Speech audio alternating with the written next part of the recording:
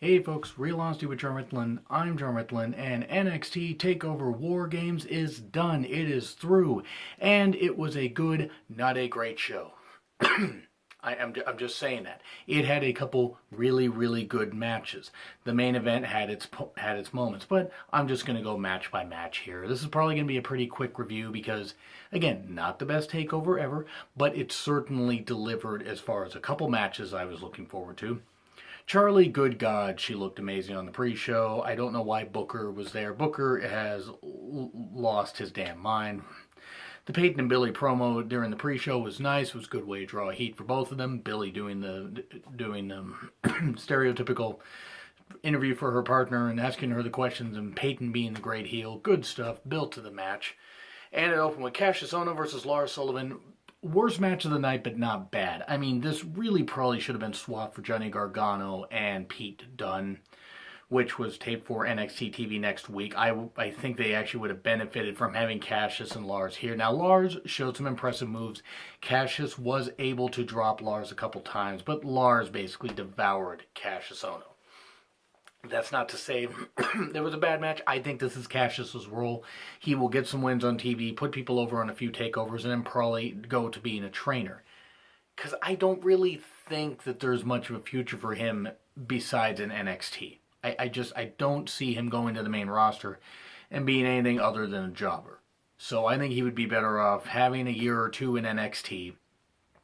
And then, and if they want to have him in Andre the Giant Memorial Battle Royal next year, or even at Mania 35, that's fine. But then have him be a trainer, because he could certainly teach people right. But still, not bad, but I think this would have been better featured on NXT TV next week and swapped with Dunne and Gargano, which I haven't seen, but I was told from somebody who was there, shout out to you, you know who you are, BSG03079, I believe. Forgive me if I didn't quite get your Twitter handle correctly.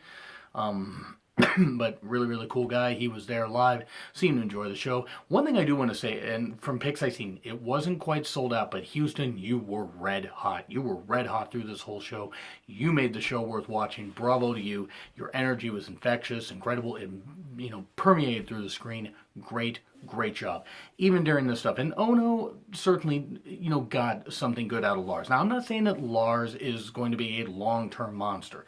But for a few years, I think he will be fine. Is he generic? Yes, but he's got something. He's got a little something. But I can see why he has his detractors, don't get me wrong. Now, we go to Aleister Black versus Velveteen Dream. Sleeper match of the night, maybe the match of the night. I mean, because the main event had its big spots and everything, but this over-delivered as far as I'm concerned. This feud was built so well. Probably the best out of any of the feuds. Actually, easily built as the best feud going in to the for the entire show. Huge pop for Velveteen Dream. I mean, huge pop. Crowd was really over for him. Channeling Rick Rude with in his feud with Jake Roberts, with one leg of his tights being Aleister and one leg of his tights being himself. It was really cool. I love the antics. I love the good strikes, the good wrestling, working on the arm, working over, doing some great psychology and everything. Really good psychology. Aleister doing his backflip off the ropes and in the seated position, channeling Velveteen Dream. Kind of like moving around on the ring like he does. Velveteen doing his own version of what Aleister did, flipping off the ropes. Great stuff. I mean, really can't say enough about this. Velveteen, and I'm not knocking Aleister. I mean, it was booked the way it was. Aleister won, and that's great. One could argue Velveteen should have won this. That's not to say that this loss will hurt Velveteen Dream.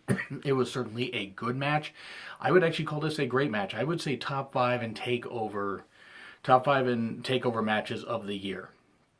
This might have been the match of the show as far as crowd energy. Now, crowd energy was hot afterwards, but this might have been an early peak for it because they just went absolutely insane. It was great stuff. I really loved how Velveteen Dream officially arrived. His character's been building and building up, and I wasn't so sure. I mean, I knew Patrick Clark could pull it off.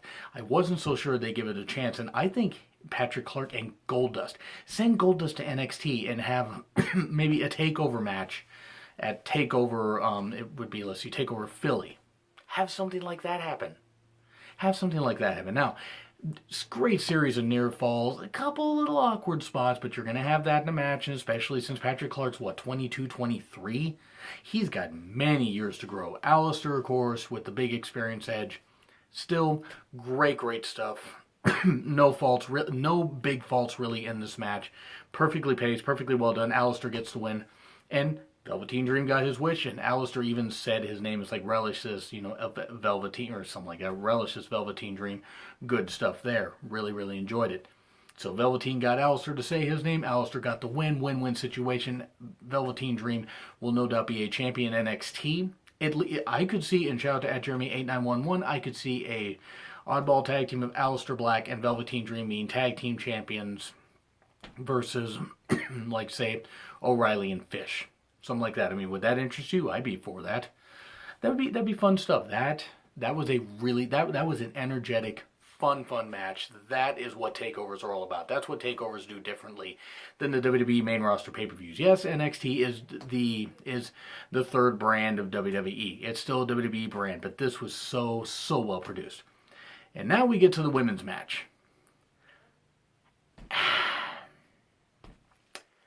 Okay, I wanted to like this match. I didn't hate it. I want to say that right here. As Kairi Sane, Ember Moon, Peyton Royce, Nikki Cross, four-way women's match to crown the new women's champion. They made the right call to not have Kairi Sane win. And I will say that much. That was the right call. Nikki Cross was over. Kairi was over. Super adorable, my opinion. Peyton Royce, huge pop. I mean, I think Peyton actually got the biggest pop, maybe except for the win. Ember got a bit of a weak pop in the beginning, like as far as her entrance and stuff like that. But it was a great pace early on. Every woman got a chance to have her spots in. Peyton looked like she had the win. And then Kairi breaks up the pin. Now the problem is and it's like what Peyton has, she had that fisherman's bridge. So it's like a perfect plex with a major bridge. Kairi goes to break up the pin, and it looks like Peyton might have hurt her knee. Now, I'm not going to blame Kairi for that. But the way it was done, she didn't come in quick enough and had to rush the whole thing.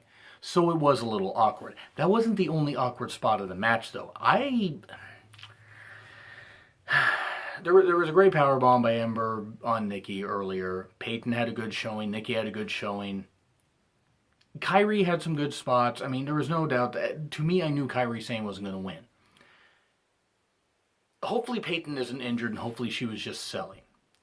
But the ending seemed rushed. Like people hitting their big moves and stuff like that. Kairi hitting the elbow and covering Nikki. That didn't win. Peyton kind of rolls to the outside. Peyton and Nikki are tangling up and stuff like that. Peyton looks like she's about to have Nikki. And then an eclipse. And, Peyton doesn't get covered. She, rolls to the apron or to the outside and cover 1, 2, 3. So Ember Moon beats Nikki Cross. Now, they could have been just saving time because of the War Games match. And this went about 1 or 2 minutes over, I believe. At least according to my clock, provided that my feed wasn't, behind a little bit. This felt a little rushed. This is where maybe having Cassius Ohno and Lars Sullivan not on the card at all might have actually benefited, and you could have given a couple more minutes to this women's match. Because this felt really rushed. Now, it's a missed opportunity to not give the title to Peyton, but I want to add one little tidbit to it. What if this is just a way, because Billie Kay was not out there at ringside, what if this is a way to have Peyton and Billie go up to the main roster, up to SmackDown, something like that? Now, I know I've said that a lot. I've said that a lot after a lot of takeovers, especially since about late 2015, early 2016. And it hasn't always worked. But what if Peyton and Billie go to the main roster? I'm all for that. I'm a little bit upset that Peyton didn't win the title because I thought there was a lot more potential for Peyton to have better feuds since she would be the only heel in this match. But she didn't take the pin. I'm not going to pick on Kairi as long as Peyton isn't injured. And, because it didn't seem like she was injured. I mean, I just did check Twitter, and that was during the night and everything and stuff like that, and there were no things about her being injured, so maybe she was just selling really well. Maybe that was the case, and I hope that's the case. Because she did get back in and do all her spots and stuff like that, so I don't think she was injured, either that or adrenaline just really kicked in. But Peyton didn't win, but she didn't have to cheat to win. I mean, granted, she's a heel, so whatever. Ember winning, and you had Asuka hand her the title and stuff like that, but it's like, okay, you couldn't beat me twice for the title. Here's this now that I'm gone. Now you're the champion. And it just felt a little weak. And I'm not blaming Asuka, and I'm not blaming Ember. I'm not going to blame Ember here. But it feels like they missed an opportunity. Like, having Ember beat Asuka at TakeOver Brooklyn wouldn't have actually been such a bad idea, in hindsight. Because this was kind of a no-win situation. I mean, if you had Peyton win, you got some good potential feuds. Kairi Sane should have now won, because then you would have just been back to having a repeat of Asuka. Nikki Cross really shouldn't have won, because as over as she wasn't ready yet. Peyton and Ember were about the only two that were ready, but the ship kind of seems to have sailed on Ember. I wish her the best. I hope that this works out, but I don't know. I don't know if Ember winning was the right call. But Peyton and Billy could go to the main roster. And by the way, I want to give a quick shout out to @Belena Tweets, who I enjoyed tweeting with her. And I enjoy tweeting with every single one of y'all. WWE NXT guy, Big Bird 432, New Patriot 77, @TNA Creative, A Freaky Dude on Twitter, Who Dis J, Shadow Serena. I forget the number at the end of your Twitter handle. But anyway, I enjoy tweeting with all you guys. And thank you, everyone, you guys and girls, thank you so much. I just want to give a quick plug to Evelina Tweets, because she's going to be, her review, she does better reviews than I do, in my opinion. Really passionate wrestling fan. I get why, and it's like, she's just really cool, and it was really nice talking to her, so thank you very much. I know she wanted Peyton to win, but look, this is just me to you, even though, and look, I'm not trying to say it, you shouldn't be a fan of Peyton, you should be a fan of whoever. But at least let's take the solace in the fact that she did not take the pinfall. At least there's that. I think there's potential. If they want to have, say, Peyton win at TakeOver, if they want to have her not called up with Billy, if they want to have neither of them called up and have Peyton win it at, say, TakeOver Philly, I'm all for that. Because Ember doesn't really need a long reign. But who knows what's going to happen. I don't know if I would have had Ember win, but it's okay. Anyway, now we get to Andrade Cien Almas versus Drew McIntyre, and well, this was weird. Had a really good psychology. Probably the best NXT title match that a TakeOver has had in over a year. And no, seriously. I mean, I'm dead serious. Nothing against Rude and Nakamura, Joe and Nakamura, which were good matches, but for the lack of build that this had, and it had a good few weeks of build, but I'm just saying, for me, personally, not feeling that Andrade, maybe with the way they were building him, maybe he shouldn't have been challenging Drew. Well, I was proven the fuck wrong, and bravo to Evelina Tweets for calling it. Andrade Cien Almas is the new NXT champion. It was good. It was good stuff. He focused on Drew's arm. Drew still showcased his strength. There was a moonsault from the post outside by Almas. Really good stuff. Really good pace and everything, and the shock of shocks was that DDT, that big DDT, and a big DDT in the Aleister Black Velveteen Dream match. Bravo by Velveteen. That was freaking wonderful. First time I've ever seen a move like that, at least in a WWE ring. But Almas won, and the crowd went nuts. Zelina Vega, great. I mean, she was great. Her involvement and everything. She was a classic, great, heel manager. Probably going to be the best heel female manager since Sherry Martel, and I do not throw that out lightly. This was great. It was great stuff. I really was impressed with it, and Almas winning, hey, I'm going to throw my hands up and say I was shocked. I was shocked beyond words. Drew, and Almas celebrated like crazy. Drew did look a little rejected, so I'm like, I don't know if Drew either was injured, if he got wellnessed, or if he's getting called up too soon. I'm not really sure what the deal is. I think it'd be a little too soon to call him up, though. Have him feud with a couple other people and then call him up after Mania. Because I'm not sure how you slot him in just a few months before Mania.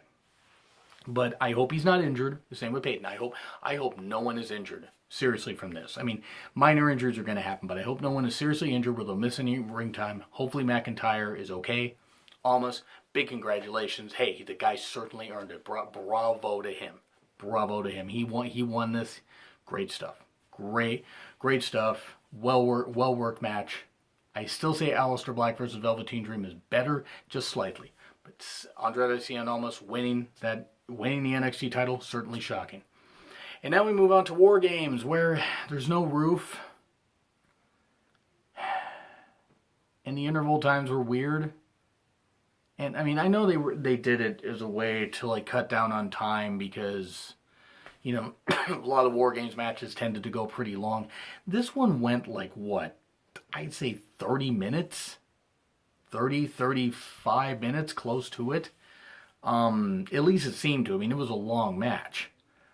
The way they did the intervals was a little much. I really think they could have, because before they used to have it where after 5 minutes, you know, somebody enters and then every 2 minutes after, and then they did it with every 3 minutes after.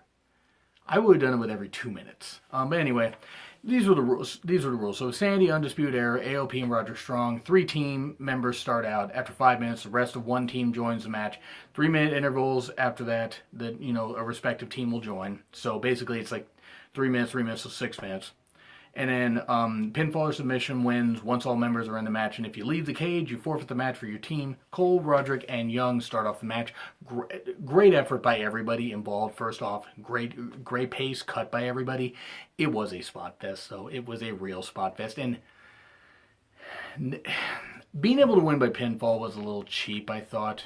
I mean, but then again, 1998 War Games allowed that, and I even think the 2001 allowed that, so whatever. But I would have done submit or surrender. I would have put a roof on it. I mean, I'm sorry. If you had to put a bit of a higher roof on it and stuff like that, okay. So you didn't have a Sid Vicious, Brian Pillman situation like you did at Wrestle War 91, which was brutal. Ow. I mean, I don't know how Pillman survived that. But, okay. Cole, Strong, and Young did great. Undisputed Era's first team to join in or whatever, and then you got some more fun, you know, with the heels gaining the advantage. AOP was next in, good fun so far. AOP showing off some strength. They've improved, and Paul Ellering has helped them a lot.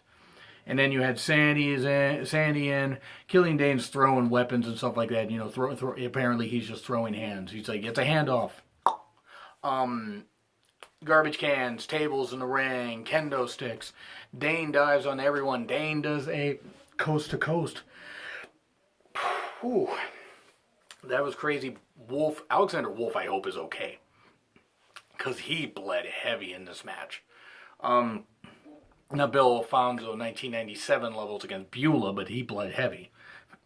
And everyone got a chance to shine. That is a really, really cool thing. And by the way, I'm looking off of my notes, sorry. I had a few internet issues, so I got to see probably 95% of the show, but I still had a few glitches here and there because the internet here is a little bit goofy, but I still got to see basically the whole thing. A lot of what I missed was really just in the video packages, but there were a lot of near falls, 2 Towers of Doom, German superplex through the tables, coast to coast by Dane, which was a great spot, superplex from the top from Strong to Cole. Undisputed Era gets the win. I give credit to every single person and hope everybody's okay. This was a watered down War Games match. Now, I know it's PG, and I didn't expect them to have a ton of blood, and I didn't think they should. But not having the roof on it, and even the pinfall thing didn't bother me. But not having the roof on it kind of bothered me. Because you didn't need those dives. You really, really didn't. I mean, you could have had dives from the top rope and stuff like that and been just fine. You could have had, like I said, you could have had the roof raised and stuff like that. A bit. Not like Hell in a Cell, but a bit. So people could have done their spots like Dane doing the coast to coast. But I give credit to WWE for trying a War Games match. This is a bit watered down. It was a really, really fun brawl, wild and everything, and they had a lot of fun. This was almost a Bunkhouse Stampede match, and go look it up, especially like Bunkhouse Stampede 88, more than it was a War Games match. Even though they did have the 2 rings, they did have the stuff, they had the, the little metal plate in the middle or whatever, for like an easy bridge so no one would trip, and that's good. That was good stuff. It had its positives. It also has negatives. I'm not going to dwell too much on the negatives, but I will say this. I will say for everything, B to B plus, and that's where I'm going to leave it at. And I'm going to say B to B plus. This wasn't Takeover Chicago. Takeover Brooklyn 3 maybe was a little better. But I will say for the Aleister Black Velveteen Dream match, and for Andrade Cien Almas versus Drew McIntyre, and for the insanity that people, some of the spots that people did in the War Games match, I will give it a B to B plus. There was room for improvement, but I will give them credit. So anyway, that's where I'm going to leave that off. So what do you guys think? What do you guys think of War Games? Did you like the War Games concept WWE did? Do you prefer the old concept? Do you think that the women's match was rushed? What do you guys think? What did you think of War Games? What do you think of the whole event? Let me know in the comments. Like, share, subscribe. Also, it's been Real Honesty with Jar Mifflin. I'm Jar Mifflin. I'll see you tomorrow for Survivor Series. Easy for me to say with my co-host, Chris. We're going to have some fun, maybe some live reaction videos possibly. I'll see you soon.